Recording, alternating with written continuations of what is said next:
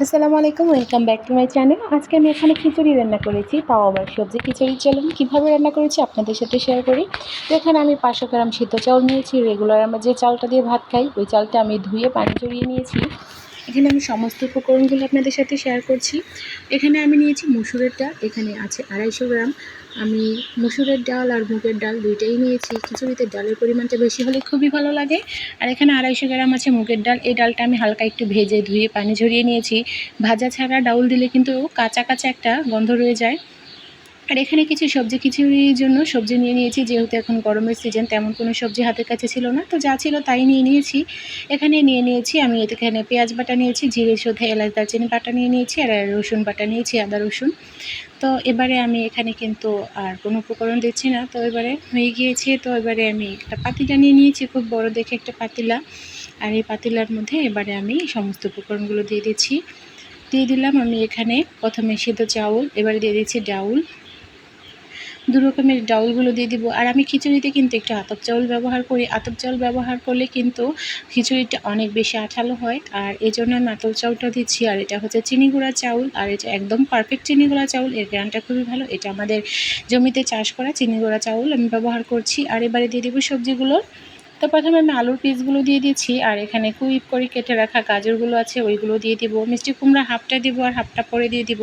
খুব আগে যদি মিষ্টি কুমড়া দিয়ে দিই তাহলে মিষ্টি কুমড়া একদম গলে যাবে আর খুঁজেই পাওয়া যাবে না। তো বাকি সবজি দুটো আমি কিন্তু খিচুড়িটা প্রায় যখন হয়ে আসবে তখন এড করব। তো এখন আমি এগুলো মিশিয়ে নিচ্ছি। এখানে গোটা মশলা দিয়ে দিলাম, দিয়ে দিচ্ছি হাফ কাপ পেঁয়াজ বাটা। এখানে দিয়ে দিব 2 টেবিল চামচের মতো এলাচ দারচিনি দিয়েছি, জিরাটা বেটে রেখেছিলাম, এই বাটা জিরাটা। আর 3 টেবিল চামচের মতো দিয়ে দেব আদা রসুন বাটা। খিচুড়ির মধ্যে কিন্তু আদা রসুন বাটা একটু বেশি ব্যবহার করতে হয়, তাহলে স্মেল ভালো হয়, টেস্টও ভালো হয়। এবারে দিয়ে দিব 2 টেবিল চামচ ধনিয়া গুঁড়া। আর এখানে আমি অ্যাড করে দিলাম হাফ কাপ রেগুলার সয়াবিন তেল। তো আমি এখানে হাফ কাপ তেল ইউজ করেছি, আপনারা চাইলে কিন্তু আরও কম বেশি করতে পারেন। আমি আরও তেল দিতে পারতাম, দেইনি, কারণ পরে আমি এখানে সাদা ঘি ব্যবহার করব।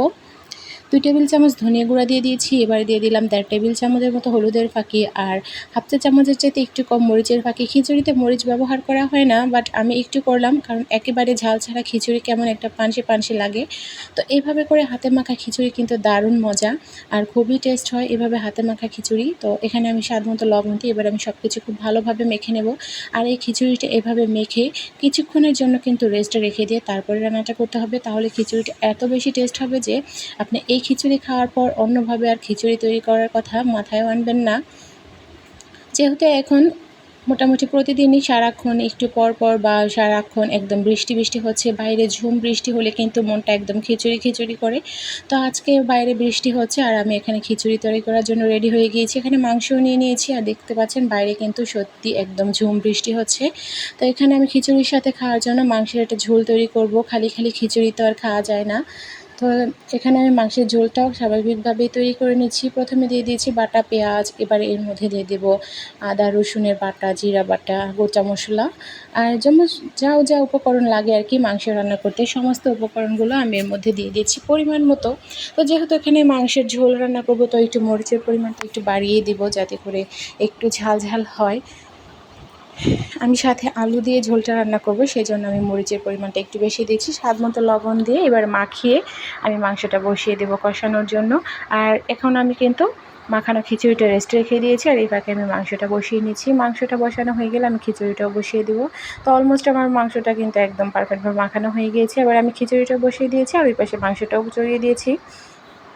খিচুড়িটা এভাবে করে চুলায় দিয়ে কম আছে আপনারা 4-5 মিনিটের মতো রেখে দেবেন। এতে করে এক্সট্রা যে পানিটা থাকে ওইটা শুকিয়ে যাবে, আর খিচুড়িটা কষানো খুব ভালো হবে। খিচুড়ি কষানোর ফলে কিন্তু এর স্মেল ভালো হয়। তো এভাবে করে খিচুড়িটা কিছুক্ষণের জন্য কষিয়ে নেবেন, এভাবে নেড়েচেড়ে একটু ভাজা করে নেবেন। একটু ভাজাভাজি করে নিয়ে এর মধ্যে গরম পানি দিয়ে দিবেন, অবশ্যই গরম পানি দিবেন। যদি আপনারা রেগুলার মানে একদম ডিরেক্টলি ঠান্ডা পানি দিতে যান, নর্মাল পানি, তাহলে হতে পারে যে ডাউলগুলো অনেকক্ষণ ধরে পানিতে ভিজিয়ে ছিল, এখানে মাখিয়ে রেখে দিয়েছি। তো ডাউলগুলো একটু মানে শক্ত টাইপের হয়ে যেতে পারে, সিদ্ধ হতে সময় লাগতে পারে। তো অবশ্যই ফুটন্ত পানি বা একটু গরম পানি ব্যবহার করবেন, তাহলে খিচুড়িটা পারফেক্টভাবে খুব ইজিলি একদম সফট হবে। চাউল সব ভালোভাবে সিদ্ধ হয়ে যাবে। তো আমি এখানে পরিমাণ মতো পানি দিয়ে দিয়েছি। আপনাদের পরিমাণ মতো আপনারা পানি ব্যবহার করবেন। যারা খুব পাতলা খিচুড়ি খেতে চান তারা একটু পানির পরিমাণটা বেশি ব্যবহার করতে পারেন। তো আমার কাছে এত পাতলা খিচুড়ি ভালো লাগে না, আর সবজি খিচুড়ি একটু আঠালো আঠালো হলেই কিন্তু ভালো লাগে। তো আমি এখানে মোটামুটিভাবে আমি পানি ব্যবহার করেছি। এই পাতিলার হিট পর্যন্ত পানি দিয়ে দিয়েছি। এবারে পানি কিন্তু ফুটে উঠেছে, পানি ফুটে উঠেছে, আর দেখতে পাচ্ছেন চাউলগুলো কিন্তু একদম মানে কালার হয়ে গিয়েছে পুরো, যেহেতু আমি আগে থেকেই মেখে রেখে দিয়েছিলাম। আর এখানে মাংসটাও কিন্তু একদম কষে গিয়েছে। তো এবারে আমি এটা একটু নাড়াচাড়া করে দেবো। নাড়াচাড়া করে এর মধ্যে আলু দিয়ে আমি ঝোল দিয়ে দিব। যেহেতু মাংসের ঝোল রান্না করবো, ঝোলের পরিমাণটা একটু বেশিই দিতে হবে। আলু বড় বড় টুকরো করে নিয়েছি, আলুগুলো দিয়ে দিচ্ছি। এবার একটু মিশিয়ে নিয়ে এর মধ্যে আমি পরিমাণ মতো ঝোল দিয়ে দিব। অনেকটা ঝোলই দিয়ে দিয়েছি, যেহেতু মাংসের ঝোল আর খিচুড়ি দিয়ে খাওয়ার জন্য কিন্তু ঝোল মাংসটাই পারফেক্ট। তো এবারে মাংসটা হয়ে যাবে, আর এদিকে কিন্তু খিচুড়িটা মোটামুটি হয়ে গিয়েছে, অনেকটা পরিমাণ কাছিয়ে গিয়েছে। দেখতে পাচ্ছেন খিচুড়ির জালটা কিন্তু আমি একদম কমিয়ে দিয়েছি, যেহেতু পানি কম ব্যবহার করেছি, যাতে করে চাউল ডাউল ভালোভাবে সফটভাবে সিদ্ধ হয়ে যায়, সেজন্য আমি চুলার জালটা কমিয়ে দিয়েছি। তো দেখতে পাচ্ছেন এখানে চাউলগুলো কিন্তু মোটামুটি অনেকটা সিদ্ধ হয়ে গিয়েছে, ফেটে গিয়েছে। তো এবার আমি একটু হাতে চেক করে দেখে নেব কতটুকু সিদ্ধ হয়েছে। তো মোটামুটি 80% মতো সিদ্ধ হয়ে গিয়েছে। আর এই পর্যায়ে আমি এর মধ্যে বাকি যে সবজি দুটো রেখে দিয়েছিলাম ওই দুটো দিয়ে দিব। তাহলে কিন্তু এই খিচুড়িটা রান্না হতে হতে সবজিটা পারফেক্টভাবে সিদ্ধ হয়ে যাবে, আর একদম গলে গলেও যাবে না। তো এরকমভাবে আপনারা যদি সবজি খিচুড়ি রান্না করেন, আপনার হাতের রান্না খেয়ে তো আপনার আত্মীয়স্বজন বা বাড়ির ফ্যামিলির সবাই একদম মুগ্ধ হয়ে যাবে, আর বারবার এরকমভাবেই কিন্তু খিচুড়িটা খেতে চাইবে। তো আমি এখানে একটা খিচুড়ি মিক্স ব্যবহার করছি, তো আপনারা চাইলে এটা স্কিপ করে যেতে পারেন। আমার বাড়িতে যেহেতু আজকে একটু মেহমান ছিল, তাই আমি একটু স্পেশাল করার জন্য এই রেডি মিক্সটা ব্যবহার করছি। আপনারা চাইলে নাও করতে পারেন। আর এই রেডি মিক্সটা দেওয়ার ফলে কিন্তু খিচুড়ির ফ্লেভারটা আরও দ্বিগুণ হয়ে যায়, আর টেস্টও কিন্তু ভালো হয়। এটা দিয়ে আমি একটু মিশিয়ে নেব। আর অবশ্যই কিন্তু এ পর্যায়ে এরকম কাঠের যে মোটা খুন্তিগুলো থাকে ওইটা দিয়ে নাড়াচাড়া করবেন, তাহলে চাউলগুলো একদম খুব ইজিলি খুলে যাবে। অনেকে আছে আবার ডাল ঘুটনি দিয়েও ঘুরতে পারেন, সমস্যা নেই, ওই যে যেরকম খাবার পছন্দ করে। তবে এইরকম প্রসেসে রান্না করবেন, দেখতে যেমনই হোক না কেন টেস্ট কিন্তু দারুণ হবে। এবারে খিচুড়িটা আমি একটু খুলে নিয়েছি, চুলার আঁচ কমিয়ে দিয়েছিলাম। এবারে আমি এর মধ্যে কাঁচামরিচ দিয়ে দিচ্ছি। কাঁচামরিচটা এরকম লাস্ট পর্যায়ে দিবেন। প্রথমে যদি কাঁচামরিচ দিয়ে দেন তাহলে খুব বেশি সিদ্ধ হয়ে মরিচটা খুলে যাবে, আর খিচুড়ি অনেক বেশি ঝাল হয়ে যাবে। এখানে দিয়ে দিলাম পেঁয়াজ বাটা আর সামান্য কিছু আদা রসুন বাটা। আমি খিচুড়ি নামানোর আগে এরকমভাবে পেঁয়াজ আর আদা রসুন বাটা দিয়ে দিই, এতে করে খিচুড়ির স্মেলটা দারুণ হয়। এবার কিন্তু আমার খিচুড়িটা অলমোস্ট অনেকটাই মানে পারফেক্টভাবে তৈরি হয়ে গিয়েছে এটা। আর আপনারা অবশ্যই কিন্তু লবণটা চেক করে দেখে নেবেন। এবার আমি এর মধ্যে একটু রসুনের ফোড়ন দিয়ে দেবো। আমি সবসময় কিন্তু খিচুড়ি নামানোর আগে রসুন ব্যবহার করি।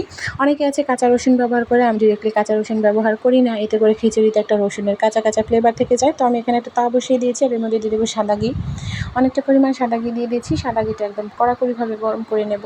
আর গরম করে নিয়ে এর মধ্যে মোটামুটি হাফ কাপের মতো রসুন, থেতো করা রসুন দিয়ে দেবো। আর রসুনটা কিন্তু একদম ব্রাউন কালার করে ভাজা যাবে না, যেরকমভাবে আমরা ডালের মধ্যে দিয়ে থাকি। একদম ব্রাউন কালার করে ভাজা যাবে না, শুধুমাত্র রসুনটা এরকমভাবে ভাজতে হবে যাতে করে এর কাঁচা গ্রানটা চলে যায়, আর রসুনের গাটা একটু ভাজার মতো একটু টাইট হয়ে যায়। তো এ পর্যায়ে আমি রসুনগুলো একটু চুলার আঁচ কমিয়ে দিয়ে একটু ভেজে নিচ্ছি। আর ভাজা হয়ে গেলে এই তেলে ভাজা মানে এই সাদা ঘিয়ে ভাজা রসুনটা কিন্তু আমি ডিরেক্টলি দিয়ে দিব খিচুড়ির মধ্যে। আর এতে করে খিচুড়ির স্মেল এত ভালো হবে যে এত ভালো হবে, আশেপাশে সবাই বুঝতে পেরে যাবে আপনি বাড়িতে আজকে খিচুড়ি রান্না করেছেন। আর এই খিচুড়িটা খেতে কিন্তু সত্যি খুবই মজা লাগে। তো আপনারা এভাবে করে ট্রাই করবেন, কেমন লাগলো কমেন্ট দিয়ে জানাবেন। আর আমার ভিডিওটা ভালো লাগলে অবশ্যই লাইক কমেন্ট শেয়ার করে দেবেন। চ্যানেলটা সাবস্ক্রাইব করে রাখবেন, যাতে করে আমার ভিডিওগুলো আপনারা খুব ইজিলিভাবে দেখতে পারেন। তো আমি একটু সময় দিয়েই এই রসুনগুলো একটু ভাজা করে নিয়েছি, খুব বেশি ভাজা করব না, এতে করে কিন্তু একদম একটা কেমন একটা বাগার বলে যে এরকম ডাউলে বাগার দেওয়ার মতো একটা গ্রান চলে আসবে। এরকম যখন প্রসেসিং চলে আসবে, মানে এক্সট্রা পানিটা শুকিয়ে যাবে রসুনের, আর শরীরটা একটু টাইট হয়ে যাবে, ঠিক তখন আপনারা এটা কিন্তু খিচুড়ির মধ্যে ঢেলে দেবেন। একদম সম্পূর্ণটা খিচুড়িতে ঢেলে দিয়ে খিচুড়িটা জাস্ট আর 2-1 মিনিটের মতো চুলায় জাল করে নেবেন, তাহলে কিন্তু আপনার খিচুড়ি পারফেক্টভাবে তৈরি হয়ে যাবে। দেখতে পাচ্ছেন খিচুড়িটা কিন্তু মোটামুটি অনেকটা ঘন হয়ে গিয়েছে। প্রথমে যতটা পাতলা ছিল এটা কিন্তু ঠান্ডা হওয়ার পর আরও বেশি ঘন হয়ে যাবে। তো এর থেকে ঘন করতে যাবেন না, তাহলে কিন্তু ঠান্ডা হওয়ার পর একদম চাকা হয়ে যাবে। তো এবার আমি দিয়ে দিচ্ছি রসুনের তেলটা। এটা থেকে এত দারুণ একটা স্মেল বের হয়েছে, আপনাদেরকে কি বলবো, আপনারা তৈরি করে না খেলে কিন্তু বুঝতে পারবেন না। এইভাবে করে অবশ্যই খিচুড়ি রান্না করবেন, বাড়িতে অতিথি আসলে এইভাবে করে খিচুড়ি রান্না করবেন, বা যে কোনো একটা অকেশন থাকলে এইভাবে খিচুড়ি রান্না করে খেতে পারেন। বৃষ্টির দিনে নিজেরাই তৈরি করে খান, দেখতে পাবেন এত মজা হবে যে এবার আমি এর মধ্যে দিয়ে দিলাম ধনেপাতা কুচি দিয়ে দিলাম, আর সাথে আরও 2টো কাঁচামরিচ দিয়ে দিলাম। লাস্ট পর্যায়ে যদি আপনি 2টো কাঁচামরিচ দিতে চান, এর কিন্তু একটা ঝাঁজ থাকে আর একটা স্মেল হয় কাঁচামরিচের, এটাও কিন্তু খুব ভালো লাগে। তো আপনারা চাইলে নাও দিতে পারেন, আমার কাছে ভালো লাগে বলে যে আপনাদের কাছে ভালো লাগবে এমন তো নয়। তো অলমোস্ট আমার খিচুড়িটা কিন্তু একদম তৈরি হয়ে গিয়েছে। তো এবার আমি এটা সার্ভ করে দেব। এদিকে আমার মাংসটা একদম আলু আর মাংস ঝোলের মধ্যে ছাড়া ছাড়া অবস্থায় তৈরি করে নিয়েছি। এভাবে করে কিন্তু খিচুড়ি আর মাংসটা একদম পারফেক্ট লাগে। তো বাইরে বৃষ্টি, আর এভাবে যদি আপনারা খিচুড়ি তৈরি করেন তাহলে তো আর কোনো কথাই নয়। তো এভাবে করে আপনারা বাড়িতে ট্রাই করবেন। ভালো থাকবেন, সুস্থ থাকবেন। আজকের মতো আমার ভিডিও এখানেই শেষ করে দিচ্ছি। পরবর্তীতে নতুন কোনো ভিডিও নিয়ে আবার আপনাদের কাছে চলে আসবো। সে পর্যন্ত আমার চ্যানেলের সাথে থাকবেন। আল্লাহ হাফেজ।